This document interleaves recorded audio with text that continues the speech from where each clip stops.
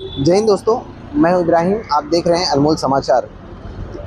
जिस तरह से पिछले कुछ वक्तों के अंदर में आप देखेंगे कि अब्दुल रहमान भाई जो है ये स्टेट एजेंटों के लिए एक मुद्दा बने हुए हैं। स्टेट एजेंटों को ये समझा रहे हैं कि जो गरीब लोग हैं उनसे दो दलालियाँ ना ली जाए, 1.5 दलालियाँ ना ली जाए। जो साल के अंदर में जो उनका साल पूरा होता है उस साल की भी 1 दलालियाँ उनकी बनती है मीरा भाईंदर में, जबकि मुंबई साइड में ऐसा नहीं है। यहाँ पर ऐसे कुछ स्टेट एजेंट है जो ऐसा काम कर रहे हैं। उन्हीं के लिए ये उनकी तकरार देने के लिए यहाँ पे आए ताकि पुलिस उन्हें समझाए कि वह ऐसा ना करे।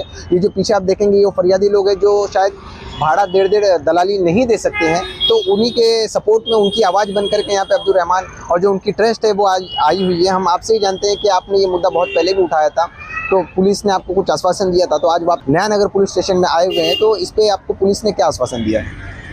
जय हिंद दोस्तों, और मैं आपका चैनल का फिर एक बार शुक्रिया अदा करूंगा और आपके जो संपादक है राजू गोहिल, उनका भी मैं धन्यवाद करूंगा, क्योंकि वो बिना स्वार्थ के बिना मतलब के मेरी आवाज़ को बुलंद कर रहे हैं, गरीबों की आवाज़ को बुलंद कर रहे हैं। तो कैसा होगा, जब मैंने नया नगर पुलिस थाने में एक एप्लीकेशन दिया था कि 1.5 दलाली 2 दलाली लोग मांगते हैं, तो वो उस एप्लीकेशन पे एजेंटों को बुला के जाके सीनियर पीआई ने मीटिंग ली है। मीटिंग लेने के बाद में मुझे एक नोटिस जारी की है कि आप ये 7 तारीख को सुबह 11 बजे PSI जद्दाफ ने मेरे को एक नोटिस दिए थे कि आप 7 तारीख को सुबह 11 बजे आप आना कागज पत्रों के साथ में। तो कागज पत्र बोले तो ये गरीब जनता जो मेरे पास शिकायत कर रही थी कि भाई 1.5 दलाली हर 11 महीने में हमको ये मार सहनी पड़ती है, और इस मार के लिए कोई भी नेता, कोई भी लीडर, कोई भी नगर से आगे नहीं आता है, क्योंकि भारत को समझा जाता है कि ये वोटर नहीं है, इनसे हमारा क्या काम, बराबर है।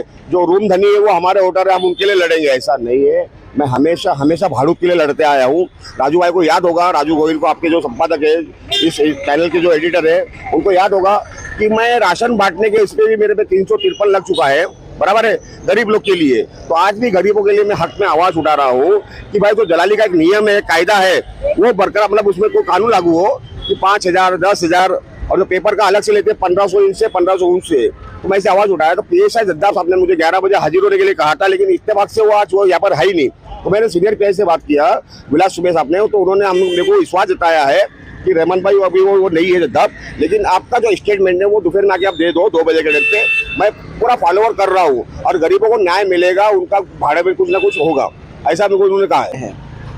पुलिस का आपको सपोर्ट कितना मिल रहा है और जो लोग फरियादी हैं उनका आपको सपोर्ट कितना मिल रहा है? भरपूर, क्योंकि मैं मुझे 7 तारीख को बुलाया गया था, तो मैंने हमारे जो सुबे साहब है सीनियर पे उनको बोला कि पूरी जनता आने वाली है, तो उन्होंने बोला नहीं, भीड़ लगाने का मतलब नहीं है, बस आप खाली 2-4 लोग आना। 2-4 लोग के अलावा इतने लोग आ गए पर, और पुलिस काफ़ी सपोर्ट कर रही है। और जो फरियादी है जिनके ऊपर बोझ है कि हर साल 11 महीने में उनको 1.5 दलाली 2 दलाली देनी पड़ती है, उनका भी पूरा सहयोग है, क्योंकि उनके मुद्दे के लिए लड़ रहा हूँ। और अभी मैं परसों के दिन 2 दिन पहला मैं गया था मंत्रालय, और ये देखिए ये मंत्रालय गया था मैं, तो CM साहब को भी लेटर देके आया हूँ कि पूरा महाराष्ट्र बुक कर दो, जो रेंट पे रहते हैं उनकी दलाली हटा दो।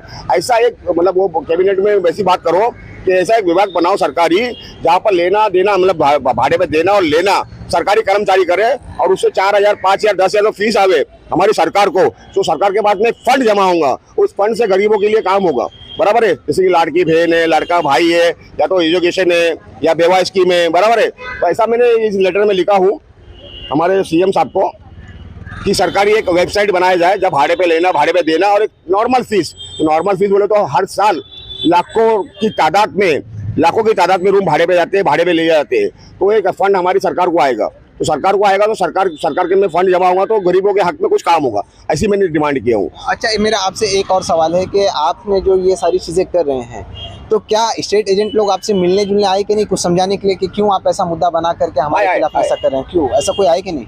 नहीं आए, बहुत तो आए मेरे पास में। मैं 30 साल से नया नगर में रहता हूँ, तो काफ़ी मेरे जो एजेंट लोग हैं वो आधे से ज़्यादा मेरे दोस्त हैं, लेकिन दोस्ती अपनी जगह और काम अपनी जगह। ठीक है, मेरा NGO है अमन शक्ति चैरिटेबल ट्रस्ट, बराबर है। तो लोग मेरे पास में आते हैं मेरे बच्चों की फीस, राशन के लिए, घर के भाड़े के लिए। तो घर का जो भाड़े की दलाली है ना, वो तो नाजायज़ ही है, वो नाजायज़ है। 1.5 दलाली हर साल 11 महीना, अभी आग बंद करते ही 11 महीना निकल जाता है।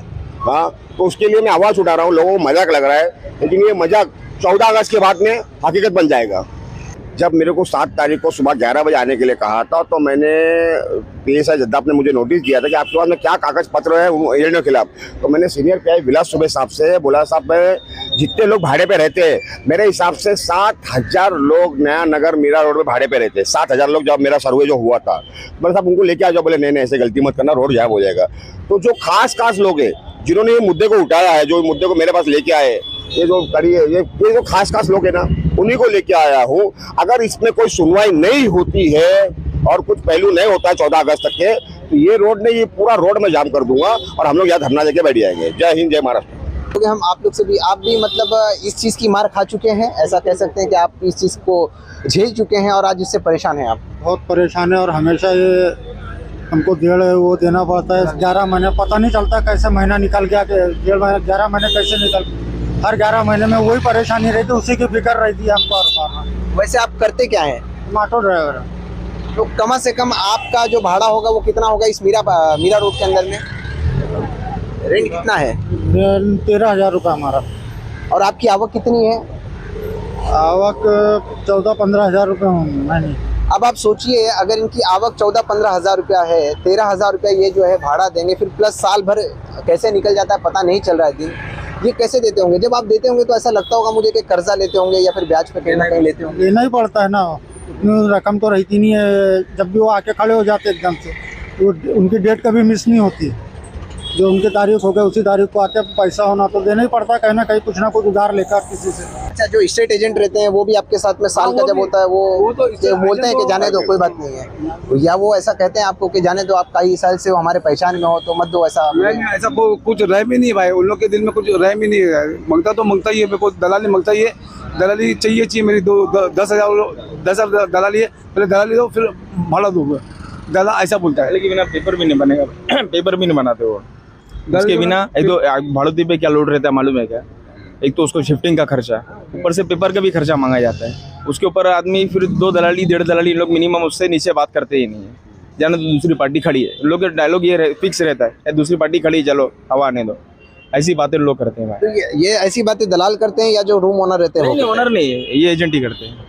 हाँ, जिसको दलाली चाहिए वही करता है ये बात। और जब अपना जैसे खत्म होने वाला है तो 2 महीने पहले से भाई मेरी दलाली आने वाली है, वो प्रेशर रहता है। और 2 महीने का भाड़ा भी अपने सर पे रहता है ऑलरेडी, और उसके ऊपर ये दलाली का लोड भी रहता है हर साल। अच्छा, मुझे एक बात बताइए, आपका वोटर कार्ड, आपका इलेक्शन ID ये सब कहाँ का है? मीरा रोड का ही है, इधर का ही है। आधार कार्ड, वोटर कार्ड सब इधर का ही है। कितने साल से आप यहाँ पे हो? मैं 12 साल से हूँ। और रेंट पे ही हो 12 साल से?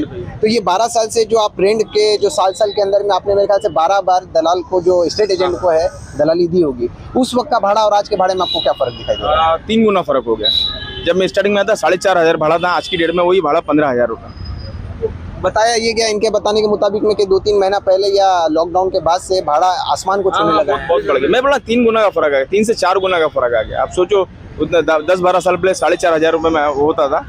चलो ठीक है, टाइम के हिसाब से भाड़ा भी बढ़ता है, लेकिन यहाँ पे लिमिट नहीं है, लिमिट क्रॉस हो चुकी है। बोलने का मतलब आदमी की इनकम के हिसाब से भाड़ा रहे ना, साथ में भाड़ा आदमी को भारी भी नहीं पड़ेगा भाई। बीच में अगर दलाली, पेपर का खर्चा, शिफ्टिंग का खर्चा, ये सब लोड तो रहता ही है ना इंसान के ऊपर से दलाली का इतना दबाव, इतना प्रेशर है, आदमी मजबूरन कर्जा लेने को मजबूर हो जाता है। फिर वो कर्जा चुकाएगा कि भाड़ा देगा। अच्छा, मुझे एक बात बताइए कि आपको कैसे लगा कि आप अमन जो शक्ति चैरिटेबल ट्रस्ट है इनसे जुड़ेंगे तो आपका काम हो जाएगा? आपको कैसे लगा? वो एक्चुअली ये इनको अच्छे से जानते हैं, इन्होंने बताया तो इनकी बात पे मेरे को भरोसा आया। तो फिर मैं बोला जब काम हो रहा है तो हर काम होगा।